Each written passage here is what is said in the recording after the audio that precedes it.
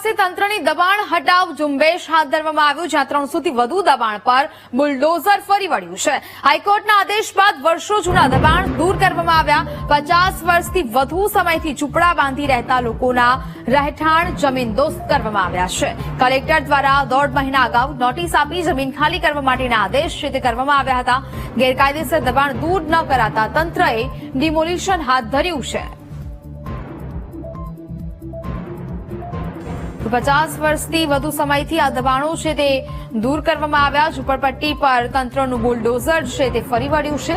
ગેરકાયદેસર દબાણ દૂર ન કરાતા તંત્રએ ડિમોલિશન કાર્યવાહી હાથ ધરી। આણંદની બોરસદ ચોકડી પાસે તંત્રની આ દબાણ હટાવ ઝુંબેશ કામગીરી 300 થી વધુ દબાણ પર તંત્રનું બુલડોઝર ફરી વળ્યું છે।